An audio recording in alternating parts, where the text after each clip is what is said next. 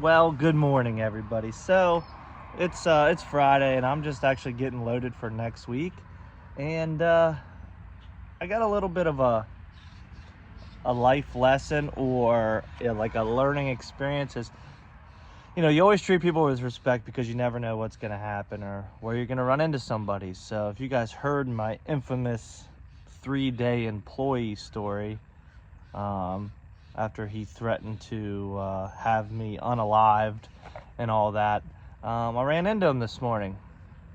Saw him, heard him first. I heard his voice. He's got a very distinct voice. I heard him first, and I just kind of, went on my way. I had to go in and give the cashier my fuel card, so she turned the pump on. And then I ended up, heard something in the woods here behind me. Anyways, I ended up coming back out and saw him, and I just kind of ignored it, just kept walking. Well, he said something out the window. Nice. He wanted to, make sure he, he's apologized a few times. He wanted to make sure he got me back my stuff. Like, he's got one of my ELDs, magnets with DOT numbers on it, a couple other odds and ends. So he's got all that stuff. He's like, he wants to get back to me. But the most important thing was he said he wants to square up on the money he owes me. And, that means a lot to me, just because, it's never right to threaten somebody or do anything like that. But and at the end of the day, that's behind us, but the money is still, owed, which it is what it is. So just be careful the way you talk to people, because you never know who you could run into. And, the people in this world are crazy. You never know. You can, you see the way that broker talked to me, yelling at me and this and that, and wouldn't let me talk. I was a hothead myself, which I can get there, but I've learned it's not worth it. If I really was a hothead and I'd drive to him, I got his address, and it's just, you got to be careful. People are crazy. So I'm actually loaded here. I want to show you what we got, because I was a little confused on these.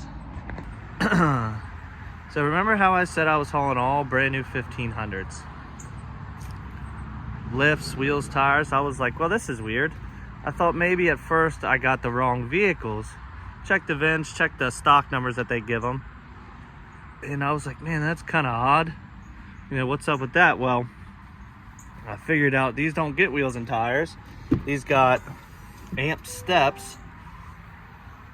So they got amp steps, which hang a little low, but for older people, I'm sure it's real nice to be able to get into these. And they actually put cat skin leather seats in these. So these were cloth seat trucks, and these are actually really nice covers. You guys get a little bit of dirt on you there. These are actually really nice covers. Might be something I look into, because I need to redo the driver's seat in the 7.3, and I might just get a new seat cushion and cover for the bottom, because the driver's side's starting to tear. This is the same thing. I was like, well, that's weird. But amp steps, and turn that information over, and cat skin seats. Oh. And these are actually headed to Georgia. We'll be down there on Monday. Nice little, it's not black, it's like a dark gray and a white one.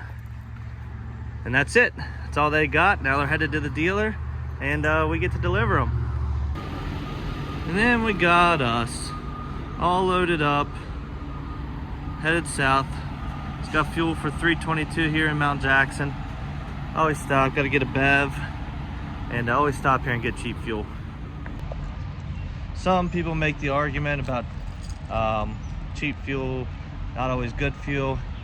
Never really had a problem with Sheetz fuel.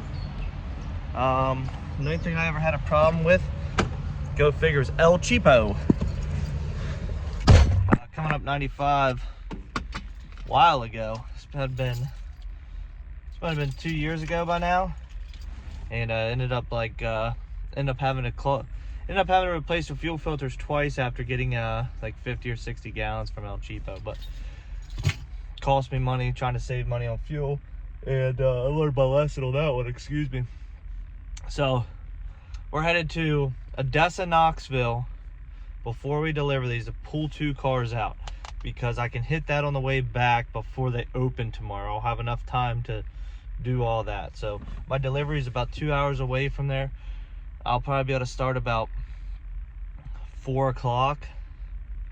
So I can be there at 6. They don't open till 8, so I'm 2 hours ahead of them, which gets me home 2 hours earlier.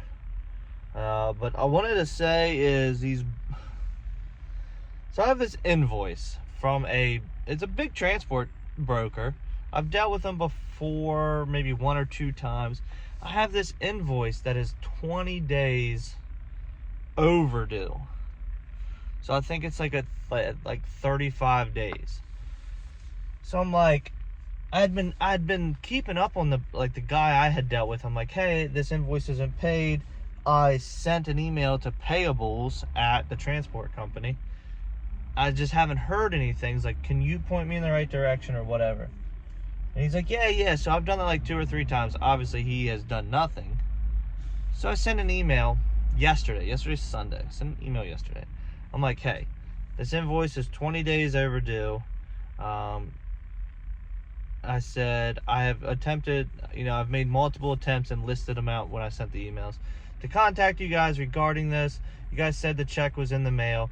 I never received it. I understand things happen, but some direction from where we're going to go would be nice. I said, if I don't hear back on Monday, this may result in a negative rating on Central Dispatch.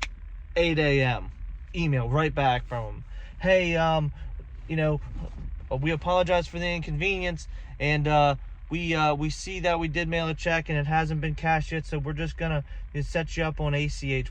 Why didn't you do that before? Because you guys know USPS stuff is just disappearing in the mail. It happens all the time. I send checks, they never come, so I always try to pay electronically.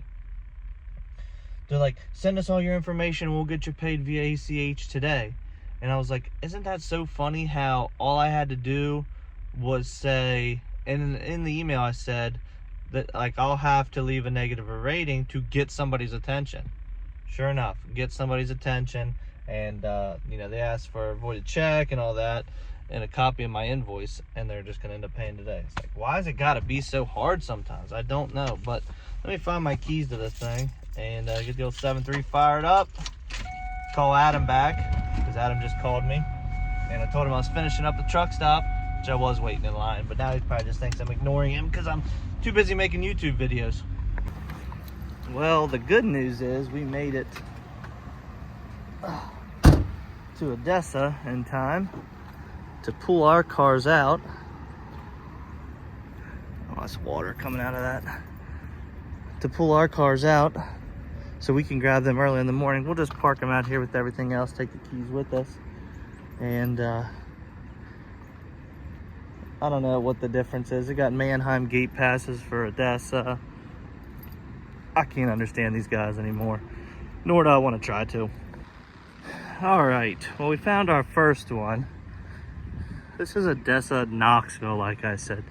They don't really have too terribly much here. They share this with, I guess, Carvana, because you can see all the Carvana. I only got one hand, I can't zoom. All the Carvana rollbacks over there. It's 1, 2, 4, 6, 8, 9 or 10 of them, 12, a couple more down there.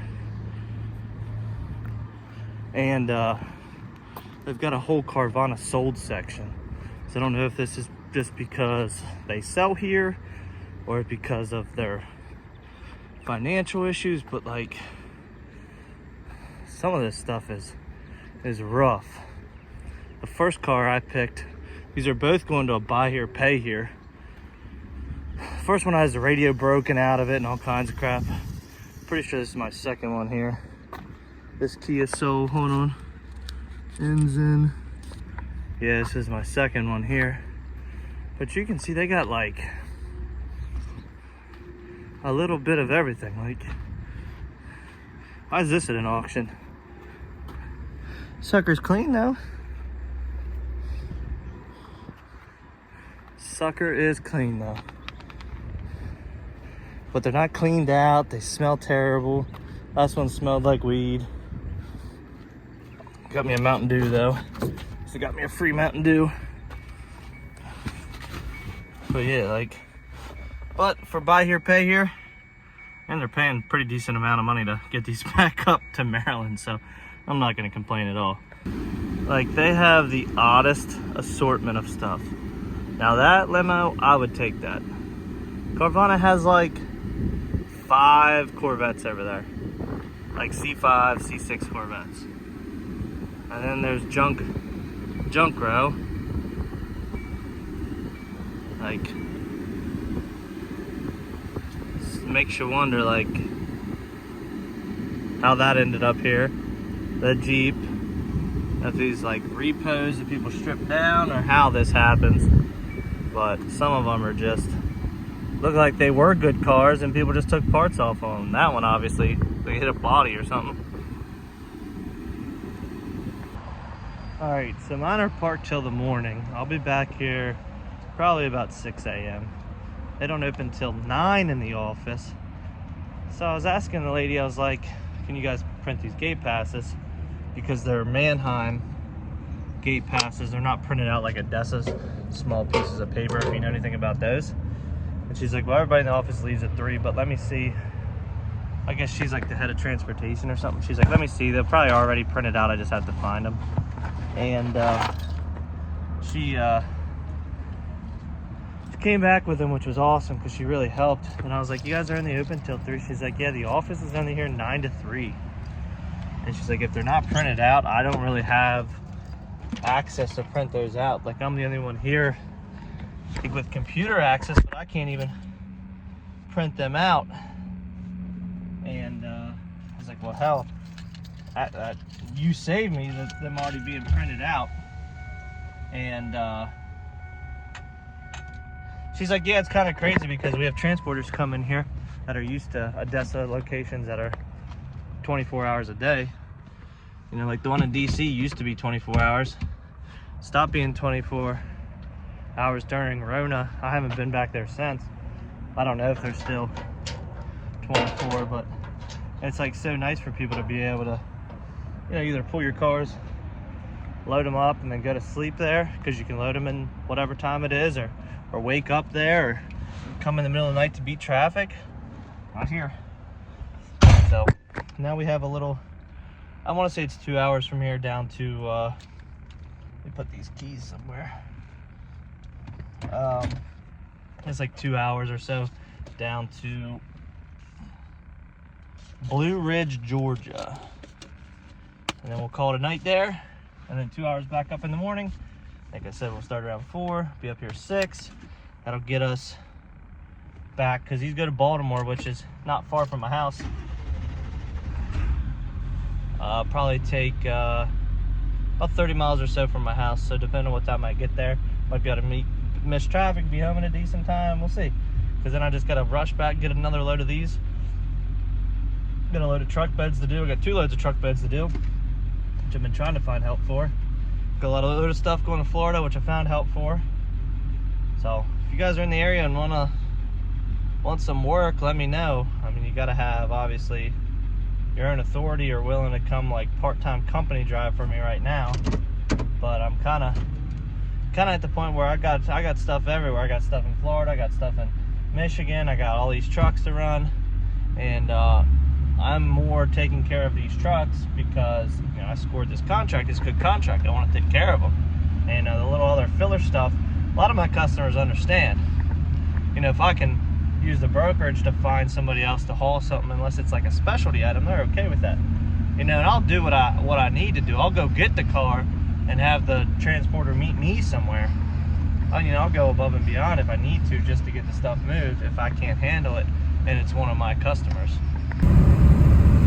Well, I was on the phone and just filled up at Circle K in Sweetwater, Tennessee, home of Gentry & Sons. Just filled up for $3.12 a gallon. So I went ahead and topped the tanks off. I had about a 3/4 in the main, and then the auxiliary was empty, so I think we got about 38 gallons. And just had a thunderstorm come through, but another hour and a half or so we'll be in Georgia at our destination. Well, made it down here to Georgia. There's a Cummins right there. used one. I might take a gander at while we're here. The flatbed on it. Looking to get rid of that single cab. Looking to get a crew cab. I mean, for probably someone else to help me drive, like help me when they can drive that. I'm looking for a second gen or some second or third gen Cummins for me. But beautiful evening out here. Actually cooled down a good bit, so go ahead and get these backed off, and got to stay around here because the ride in, it's not somewhere I want to be at night. Not somewhere I want to get stuck with no cell service.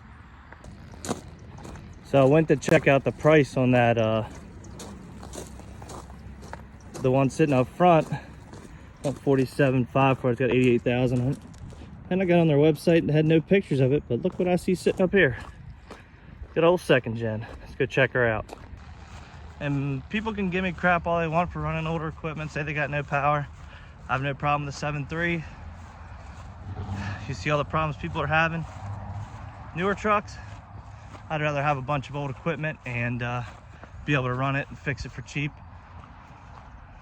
Dang, this thing's kind of cherry. It's two-wheel drive, it's automatic. It's clean now.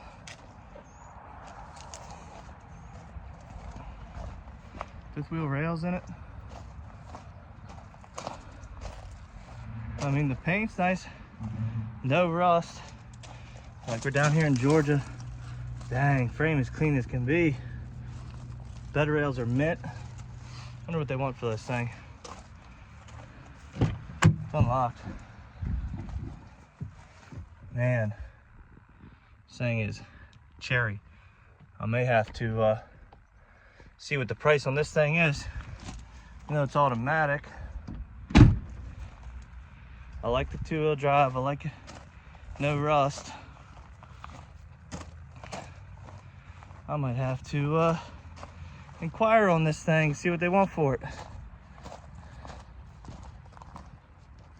She looks good, doesn't she?